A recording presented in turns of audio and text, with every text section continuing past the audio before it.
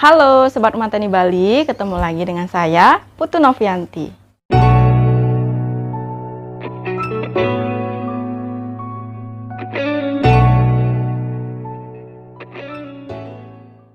Nah, hari ini kita mau nyari bahan-bahan untuk berkebun karena kebetulan bahan-bahan kita di sini sudah mulai habis. Jadi kita akan pergi ke suatu toko. Mau tahu di mana? Ikuti terus ya. Nah, teman-teman, kita udah sampai di Stand Bunga Karya Mandiri di Jalan Hang Tuah nomor 55. Dan sekarang di sini kita mau cari bahan-bahan untuk berkebun. Nah, produk yang kita cari adalah dari merek Pot Me Farm. Tentu kalian udah tidak asing ya dengan yang namanya Pot Me Farm. Jadi ini merupakan salah satu kebun mitra dari Pot Me Farm, teman-teman. Nih, di sini juga jual macam-macam nih. Mulai dari tanaman hias, terus media tanam, dan lain sebagainya. Nah, sekarang kita bakalan cari bahan-bahan yang kita perlukan. Ikuti terus ya. Nah, sebelum itu jangan lupa klik tulisan subscribe, nyalakan lonceng, dan aktifkan notifikasi di HP kalian agar kalian tidak ketinggalan update terbaru video kami seputar urban farming. Nah, teman-teman, tadi itu merupakan video cuplikan ketika kita berkunjung ke salah satu stand mitra dari Pot Me Farm. Nah, seperti yang teman-teman lihat, di sana itu sudah menyediakan berbagai macam kebutuhan untuk berkebun. Baik itu berkebun secara hidroponik ataupun konvensional, mulai dari bibit hingga nutrisi, semuanya ada di sana. Nah, pada video kali ini kita akan sharing bagaimana pengalaman kita ketika berkebun menggunakan produk-produk dari Pot Me Farm. Nah, ketika kita akan berkebun secara hidroponik, jadi alat dan bahan yang harus kita persiapkan itu antara lain ada baki, infraboard, netpot, flanel, rock wool, bibit, dan juga nutrisi. Nah, di Pot Me Farm ini sudah ada yang paket lengkap untuk berhidroponik, teman-teman. Nah, ketika kita akan berkebun secara hidroponik menggunakan produk-produk dari Pot Me Farm, hal pertama yang harus kita lakukan tentu adalah menyemai bibit. Untuk menyemai bibit ini, jadi teman-teman harus melihat bibit apa yang teman-teman akan semai. Nah, jika teman-teman akan menyemai bibit kangkung, jadi satu potongan rock wool itu teman-teman bisa isi 5 hingga 6 biji kangkung. Nah, beda cerita ketika kita akan menyemai bibit pakcoy ataupun selada. Satu potongan rock wool cukup diisi dengan satu bibit tanaman. Untuk cara memotong rock wool, jadi teman-teman simak video berikut ini ya.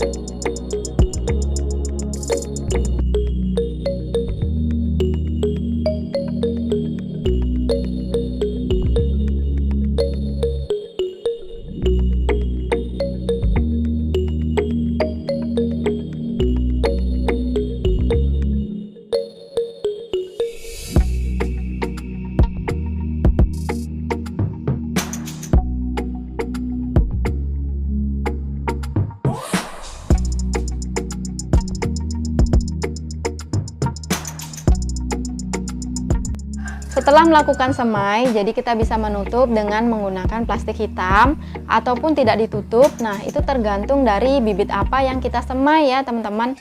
Kalau misalnya kita menyemai bibit kangkung, selada, pakcoy ataupun bayam, nah sebenarnya kita tidak perlu menutup semaian kita karena memang bibit-bibit ini lebih cepat untuk sprout.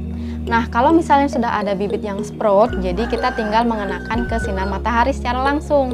Dan kita harus memperhatikan kondisi dari rock wool yang kita gunakan. Jangan sampai terlalu kering ataupun terlalu basah.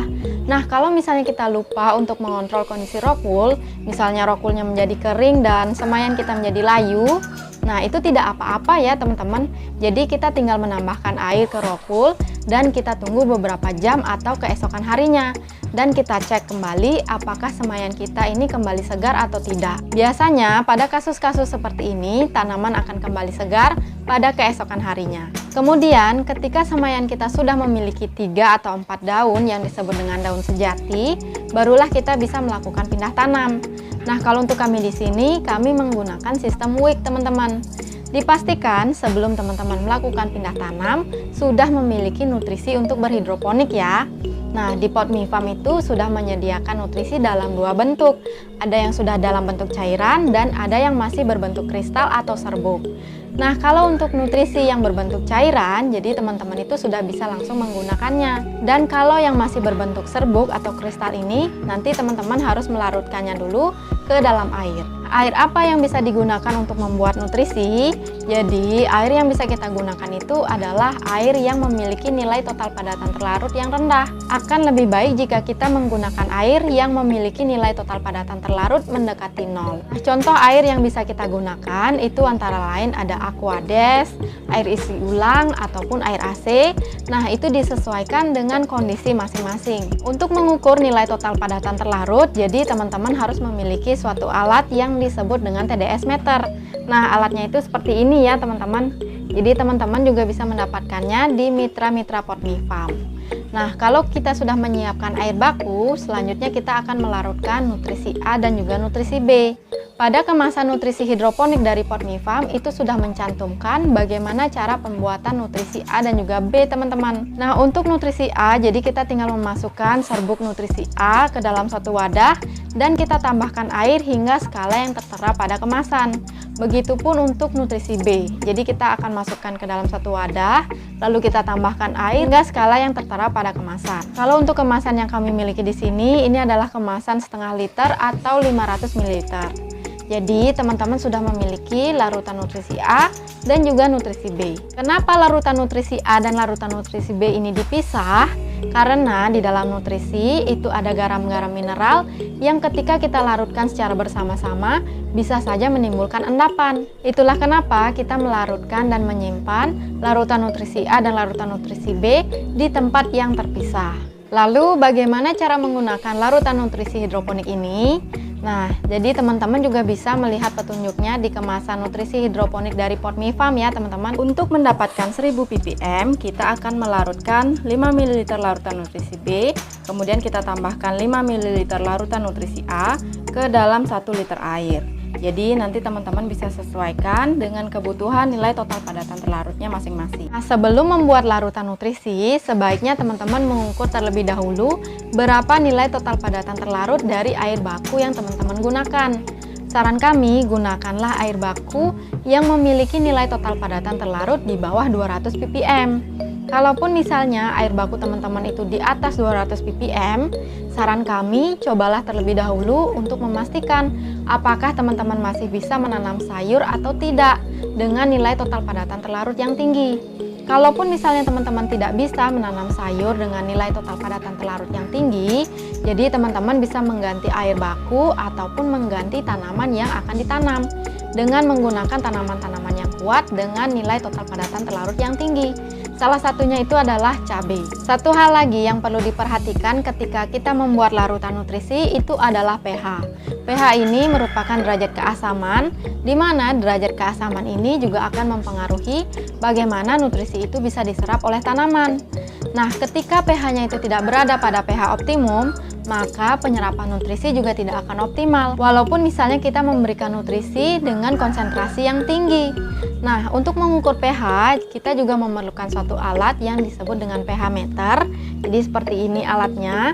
Nah, teman-teman bisa mendapatkannya juga di mitra-mitra pot mie farm. Ketika kita menanam sayur-sayuran seperti kangkung, bayam, dan juga selada, untuk range pH-nya itu biasanya berada pada angka 5,5 hingga 6,5. Lalu, kapan kita akan mengukur pH? Nah, setelah kita selesai membuat larutan nutrisi, barulah kita akan mengukur pH. Karena biasanya akan terjadi perubahan pH teman-teman. Kalau misalnya larutan nutrisi teman-teman itu memiliki pH di bawah pH optimal yang teman-teman inginkan, jadi teman-teman bisa menambahkan pH up. Tapi kalau misalnya larutan nutrisi teman-teman itu memiliki pH di atas pH optimal yang teman-teman inginkan, Jadi teman-teman bisa menambahkan pH down. Nah, produk-produk ini teman-teman juga bisa dapatkan di mitra-mitra Potmi Farm. Nah, gampang banget kan cara membuat larutan nutrisi AB Mix menggunakan produk-produk dari Potmi Farm. Setelah larutan nutrisi selesai dibuat dan juga semaian sudah bisa dipindah tanam, selanjutnya barulah kita akan melakukan pindah tanam. Sistem yang kami gunakan di sini adalah sistem wick. Jadi caranya itu sangat sederhana teman-teman. Kita hanya perlu menyiapkan net pot dan juga flanel. Kemudian flanel yang kita siapkan ini kita masukkan ke dalam lubang yang ada di net pot sampai semua net pot yang kita siapkan sudah diisi dengan kain flanel. Kemudian kita akan pindahkan net pot ini ke dalam lubang-lubang yang sudah tersedia pada infraboard. Dipastikan kain flanel itu menyentuh air nutrisi hidroponik dan jarak air ke net pot itu tidak terlalu jauh tetapi tidak menyentuh net pot. Selanjutnya kita tinggal memindahkan semaian kita ke dalam net pot yang sudah kita isi dengan flanel tadi. Nah, dipastikan agar rokul itu menyentuh flanel. Nah, untuk perawatannya, jadi kita bisa mengecek pH dan juga nilai total padatan terlarut setiap minggunya.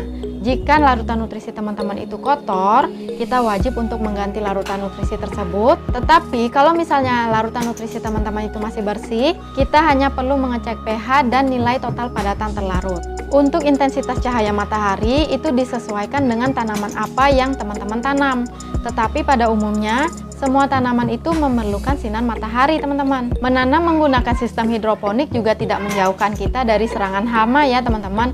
Jadi untuk mengatasi serangan hama ini nanti teman-teman bisa cek langsung di playlist kami di sini ya. Cepat lambatnya panen di sistem hidroponik itu tergantung dari jenis hidroponik itu sendiri. Nah, kalau misalnya airnya statis seperti ketika menanam menggunakan baki, itu biasanya kita harus melakukan pengadukan setiap hari pada air nutrisi hidroponik untuk menjaga suplai oksigennya. Karena bagaimanapun, suplai oksigen ini akan mempengaruhi pertumbuhan dari tanaman yang kita tanam. Berbeda halnya ketika kita menggunakan sistem DFT atau NFT yang airnya dinamis. Jadi kita tidak perlu heran ya ketika kita menggunakan baki, kecepatan pertumbuhannya itu berbeda dengan yang ditanam menggunakan sistem DFT atau NFT. Pengalaman kami ketika menanam menggunakan baki, waktu panennya itu relatif sama seperti pada umumnya ya. Untuk kangkung itu biasanya 27 hingga 30 hari dan untuk bayam juga relatif sama teman-teman.